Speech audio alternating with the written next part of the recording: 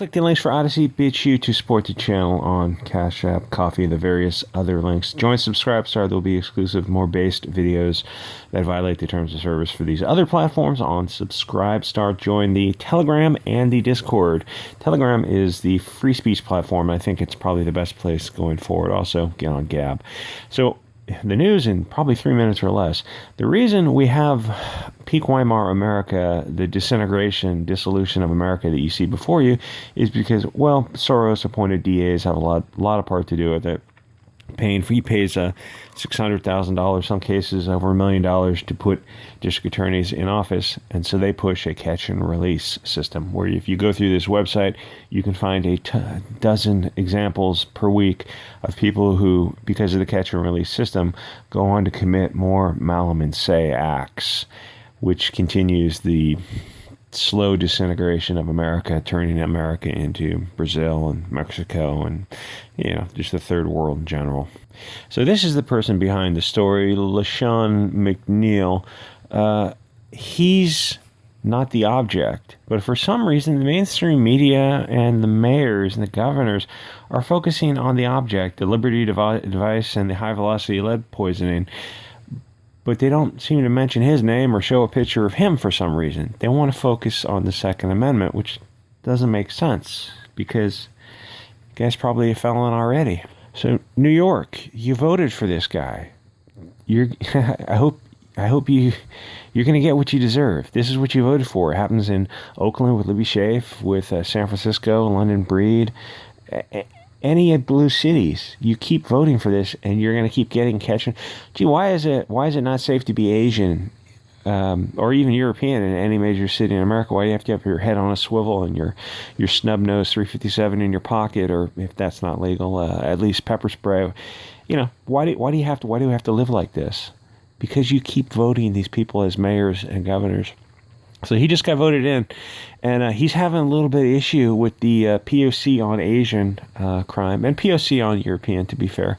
Every day. That's every day in New York. And you vote for this. It's a non-stop stream of violent crime, including a subway pusher. A POC gentleman deleted an Asian woman talking about security. It's like, this is what you vote for.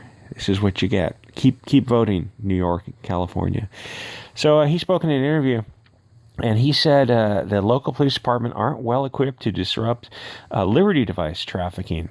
If you didn't catch and release, you wouldn't have an issue with Lashawn McNeil's committing horrific acts of violence. You have to put people in prison for a long time, and you can't bond them out when they're like this guy, this 22-year-old guy just shot his girlfriend, 16 years old, 5 times. He's on bond.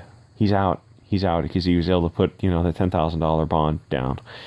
That's insane. That's peak Weimar America. All this stuff, it's not negligence. It's not reckless conduct. These are intentional acts to destroy a country. That's a done deal. The ship has already sailed. Find those in-group preferences right now. So they keep talking about the object, the metal object. You can take a lot of people in a lot of cities and they can open carry or conceal carry, and they're not going to commit poor impulse control, low IQ acts of violence because they know the future conduct is going to be 30 years in prison.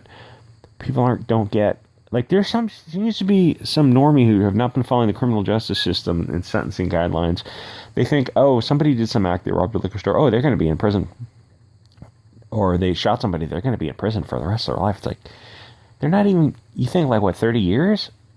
For George Floyd committed a armed home invasion. How much time did he get for that? That's what I'm talking about. The consequences, the unintended, they're unintended consequences. No, they're intended consequences. They intended this all along. George Floyd was out of prison. He went to prison for a little while for an armed home invasion. He should have been in prison for 40 years. If you break into someone's house to rob them, 40, 50 years, lifetime. If you're not a big believer in the deletion penalty because of, new evidence, I get that. Fine, we can compromise. But you can't let people out of prison after 3 years for a home invasion, or after 7 years, or after 15 years. They got to know that if you break down someone's door and go in someone's home to rob them, you're going to go to prison for the rest of your life. That's a civil society cannot have home invasions. We can't have carjackings. We can't have people robbing liquor stores.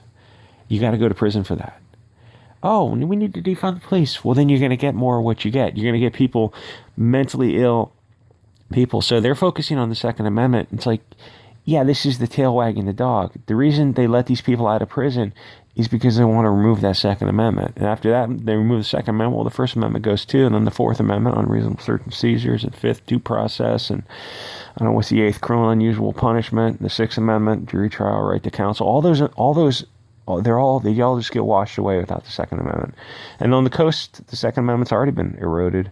What's the point of the Second Amendment? Oh, hunting and self-defense.